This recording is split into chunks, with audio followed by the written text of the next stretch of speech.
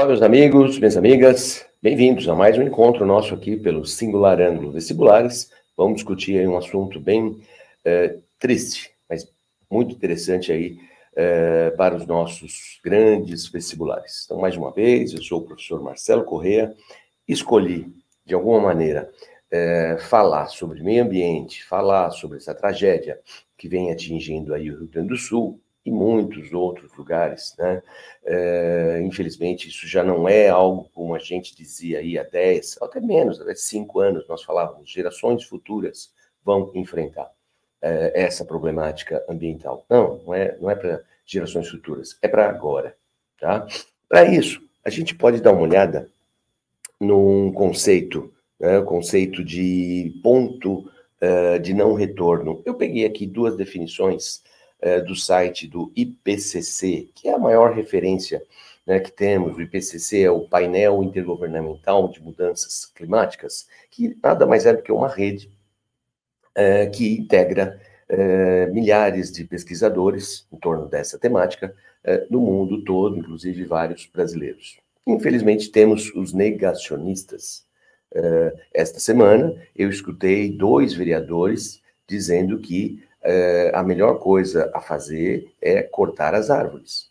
Por quê? Porque quando você tem deslizamento de terra, são as árvores que são responsáveis por isso. É incompreensível. A lógica, né, se é que tem, né, mas quem defende uma tese, né, bizarra como essa é que com a chuva o solo fica encharcado, a árvore é muito pesada e a árvore provoca esse deslizamento. Não tem nada a ver, são as raízes que retêm o solo. Mas, né, no mundo negacionista, aparece de tudo. Bom, então, dados do IPCC, né, que corroboram aí para essa tese de que as mudanças climáticas, né, decorrem da ação humana, sobretudo desses 200 últimos anos, Revolução Industrial em diante e tal. Nós até estudamos recentemente as ideias, um pouquinho, né, das ideias do pesquisador, do falecido James Lovelock. Ele foi um dos colaboradores para formular esse conceito de ponto de não retorno.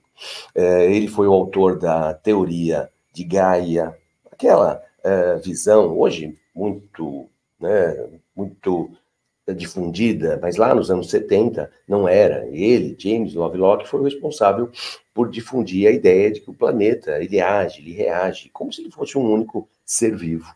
Está tudo conectado. Né? Os danos que causamos são sempre danos locais, mas as consequências são sempre globais. Não é? Bom, e aí o ponto do não retorno, inicialmente, ele foi utilizado na Primeira Guerra Mundial. Né? Foi importado, né, de algo que foi usado na guerra para o entendimento hoje sobre o meio ambiente. Os pilotos britânicos criaram esse conceito. Então imagina, eu vou levantar voo a partir, né, da Inglaterra, digamos, e eu tenho uma quantidade X de combustível. Então eu posso ir até um determinado ponto, né, até ali eu tenho combustível para voltar. Se eu passo desse ponto, eu já não retorno mais para o território inglês. Né? Então é o limite, até onde a gente pode ir. Passou dali, é quase que morte certa. Né? Bom, então vamos ver aqui, ó, ponto de não retorno, ou em inglês, como está aqui. É um limiar que se ultrapassado, desencadeia a transformação de um ecossistema. Passou dali, o ecossistema ele se transforma, ele não vai ser mais como ele era. É um limite crítico, no qual uma pequena perturbação pode causar uma mudança abrupta na paisagem. Né? Então, pense nessa segunda parte.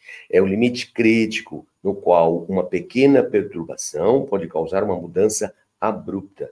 Né? Então, algo que há décadas, né, não traria grandes consequências, ultrapassado esse ponto, sim, isso pode acontecer.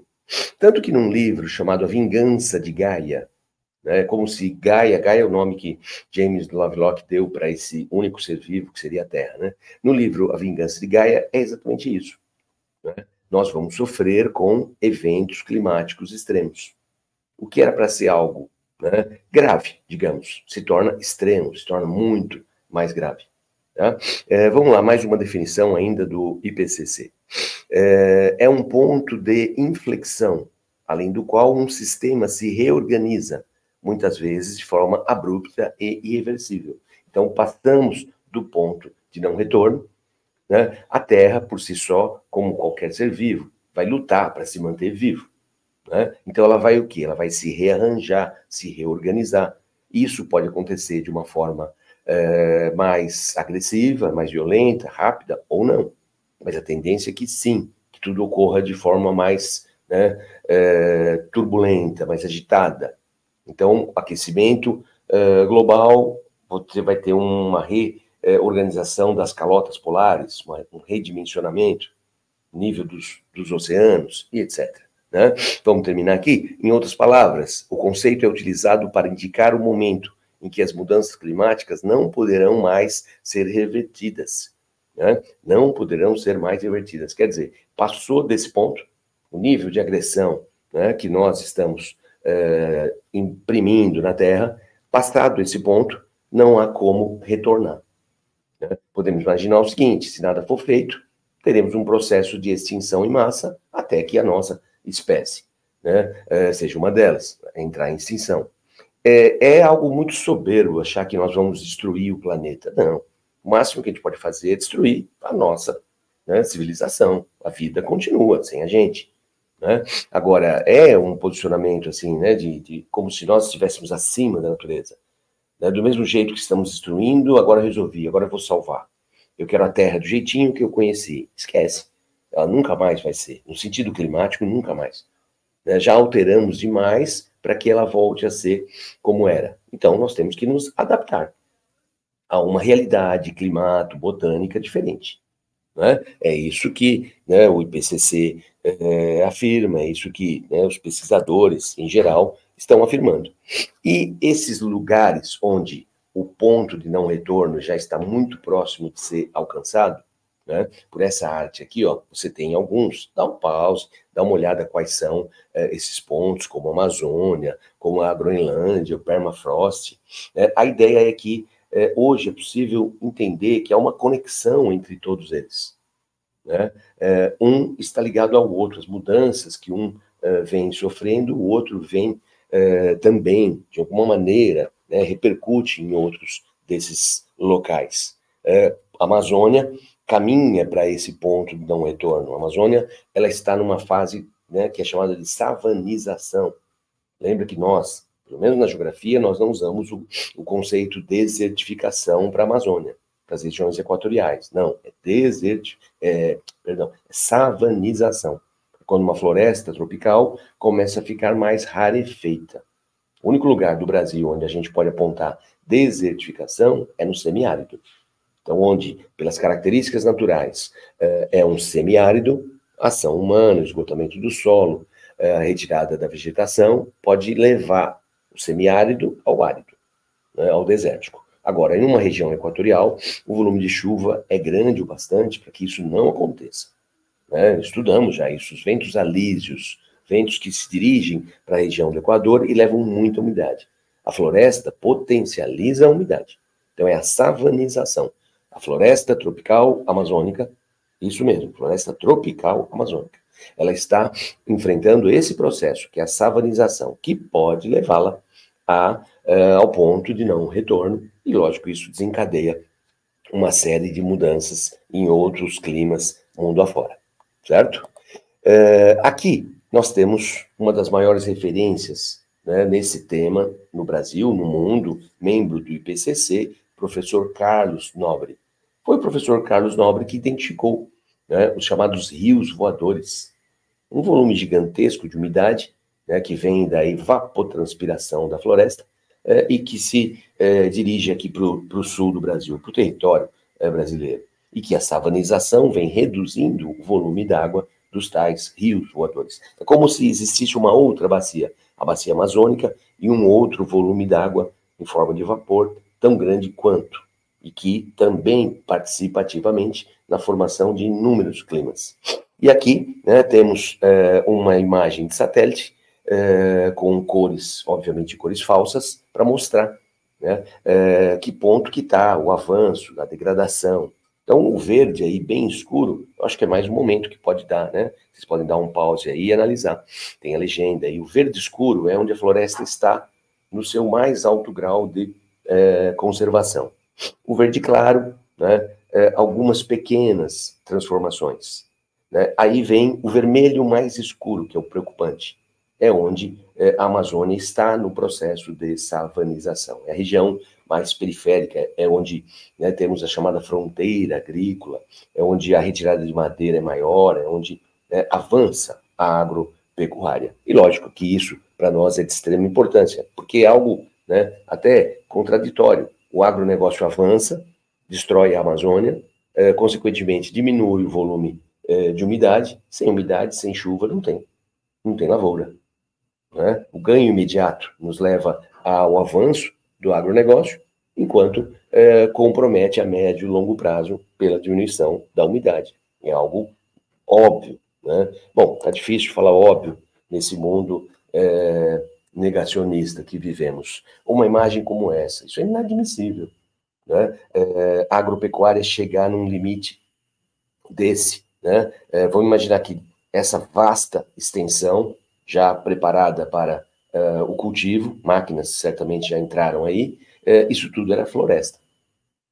Hoje nós temos o conhecimento, né, do chamado sistema agroflorestal, né, que é uma prática agrícola orgânica, que nos dá alimento em quantidade, em qualidade, né, e que não requer esse grau de desmatamento. Né? Mas, bom, diferentes opiniões sobre o assunto. E, lógico, nós queremos falar um pouco sobre essa tragédia que atualmente atinge todo o Rio Grande do Sul, de uma certa maneira, o Brasil. Né? Santa Catarina começa agora a enfrentar fortes chuvas também. E uma cena como essa é, obviamente, muito triste. Temos aqui o centro histórico de Porto Alegre, e a água simplesmente não baixa. Então, o que está acontecendo? Né? Vamos lá. Então, nós temos aqui, ó, Porto Alegre, bem no centro aí da imagem, e toda essa parte em salmão, acho que é isso, né? É a parte que está ocupada pelas águas, num nível maior ou menor, mas que está ocupada pelas águas. Aqui temos mais uma imagem, né? Aqui, ó, né? Mostrando de uma forma mais focada aí no quê? Rio Guaíba, Lago Guaíba. Notem que nos jornais eles estão falando simplesmente Guaíba. Era rio. Né? Agora, há uns 10 anos, começaram a chamar de lago. Tá? Bom, é uma discussão longa, até dei uma fuçada aí pela internet, escutei uma definição curiosa. É um rio porque tem um fluxo. Se fosse um lago, seria uma massa, né, líquida fechada. Mas é um rio, mas ele é muito largo, o comprimento é até curto, né, e tem uma largura maior que, eventualmente, aí, a maioria dos rios. Então, as margens se comportam como se fosse um lago. É uma definição, né, eu achei muito estranha. Mas se nós olharmos mapas mais antigos, é rio, mapas mais recentes, lago. E foi o governo que alterou de rio para lago. Por quê? Porque a ocupação das margens de um rio é algo mais restrito, obedecendo ao Código Florestal. Então, você transforma a nomenclatura de rio para lago e facilita a ocupação. Outra coisa, se nós olharmos de forma mais específica os principais bairros de Porto Alegre que estão submersos, essas áreas são formadas por aterros. Esses lugares não existiam. São aterros construídos há décadas, tá?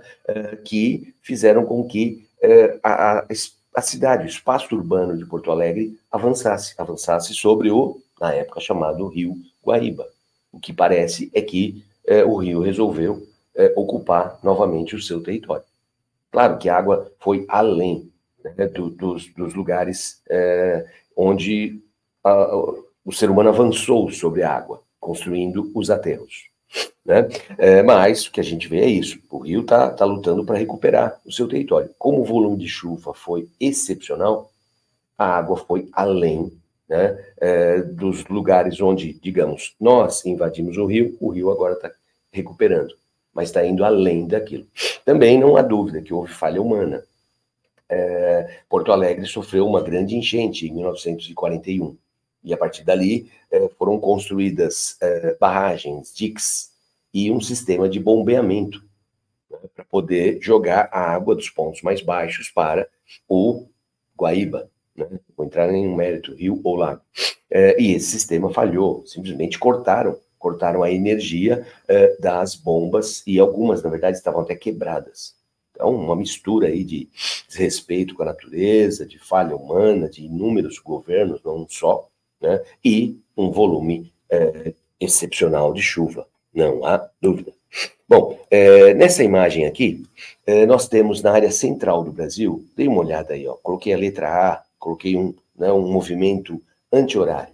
O que significa isso? Um anticiclone. Nós tivemos, por algumas semanas, um sistema de alta pressão, um anticiclone, que preencheu a parte central do Brasil.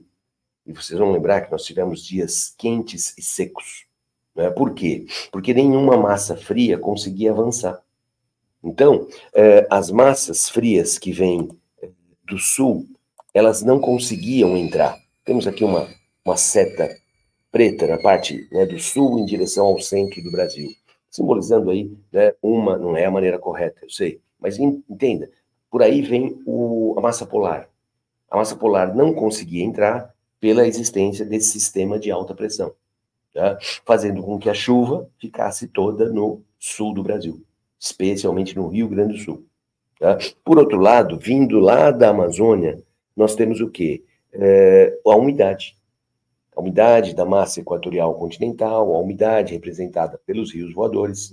Só que essa umidade, tradicionalmente, vai para onde? Vai para o Mato Grosso, vai para Goiás, Mato Grosso do Sul. Mas a existência desse sistema de alta pressão fez com que a umidade da Amazônia viesse lateralmente, passando lá pela Bolívia, pelo Paraguai, chegando onde? No Rio Grande do Sul. E que somava com a frente fria, né, que acompanha a massa polar, fazendo com que toda a precipitação acontecesse no Rio Grande do Sul. E aí, por uma fatalidade, essa precipitação aconteceu, sobretudo onde? Na região norte. Região norte é a região serrana. E da região serrana, nós temos o quê? Nós temos os rios que correm em direção ao Guaíba.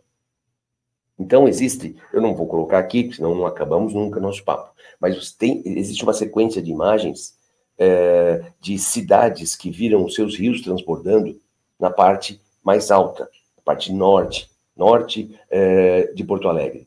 Né? E na sequência, outras e outras cidades viram os seus rios transbordando, entre aspas, quase um tsunami que foi descendo da região serrana, turística inclusive, né? E chegando no Guaíba.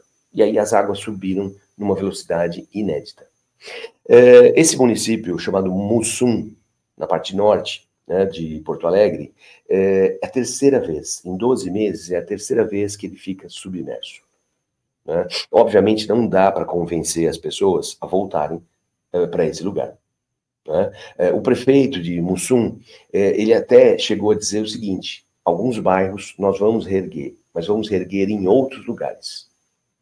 Né? É desumano convencer uma família a voltar a morar na mesma casa que ela presenciou agora, água e lama, destruindo absolutamente tudo, tendo que fugir, carregando aí alguns pertences, animais de estimação, né? Ou foge ou morre. Daí o conceito de refugiados do clima. Esse conceito nós usávamos até pouquíssimo tempo para as pessoas que moram, por exemplo, em minúsculas ilhas da Oceania, onde o nível do oceano, o nível do Pacífico está subindo e é inevitável, elas vão ter que sair de lá. Não é esse o conceito de refugiado? Né? Aquele cara que, se não sair, provavelmente morre. Não é um imigrante, é um refugiado. Ele não veio para cá. Né? Ele não está onde está por vontade. Ele foi forçado a sair. Daí o conceito refugiado do clima. Né? Bom, e aí você vê coisas malucas, né? Para a gente encerrar aqui o nosso papo. Ó, a chuva aconteceu. Onde está esse borrão aí? O maior volume de chuva, a maior precipitação aconteceu aí. Onde está Mussum? Né? Mussum, por acaso, curiosidade, é um peixe. né, muito presente, ou era, né, muito presente nos rios ali, e acabou denominando o município. Essa chuva toda na região serrana, que desceu, como eu disse, quase um tsunami em direção ao Guaíba. Tá? E aí, por uma triste, né, infeliz coincidência, começa a soprar o chamado vento do sul. Vento do sul, vento a gente denomina de onde ele vem. Vento de oeste, vento de leste, vento de norte, vento de sul. Então, o que acontece? A chuva levando a água para o Guaíba. O Guaíba desemboca, né, nessa, na verdade, uma laguna, mas é chamada de lagoa. Laguna é quando a lagoa está conectada naturalmente com o mar. Tá? Então, tecnicamente, uma laguna, mas é chamado de Lagoa dos Patos. Um lugar incrível, inclusive. Bom, então a chuva toda corre para o Guaíba está conectado com a Lagoa dos Patos. Aí o que acontece? Da Lagoa dos Patos, essa água vai para o oceano, onde eu coloquei esse círculo aqui na parte sul, tá? Próximo a Pelotas. E a infeliz coincidência, como eu disse, o vento vem do sul, o que dificulta a saída. Então hoje, uma das maiores preocupações já não é mais Porto Alegre, tá? E sim o entorno da Lagoa dos Patos, porque a água não está drenando, a água não está saindo, o vento não deixa. O vento empurra a água, entre aspas, para cima, né? Então não para de transbordar. As imagens são bem, bem preocupantes. E aí, ideias absurdas, estão falando em abrir, em rasgar, aumentar a largura dessa saída. Isso pode ser uma tragédia. Por quê? Porque quando essa água for drenada, essa água chegar para o Atlântico, obviamente vai ter um nivelamento. E aí vai entrar água salgada na Lagoa dos Patos, impactando completamente esse ecossistema, né? Comprometendo, inclusive, a lavoura, porque um lago está conectado com um lençol freático. Essa água avança por muitos quilômetros. Então não é assim, não é essas soluções, né, como disse o outro vereador lá, né? Vamos cortar as árvores porque são elas que promovem o deslizamento de terra.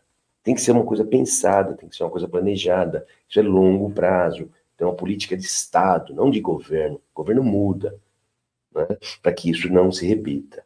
Mas é interessante, vamos acompanhar, uma tristeza, vamos ajudar o quanto, né, podemos, vamos nos esforçar e compreender aí alguns conceitos geográficos. Então é isso, gente. Até mais, nos vemos aí no nosso próximo encontro. Tchau, tchau.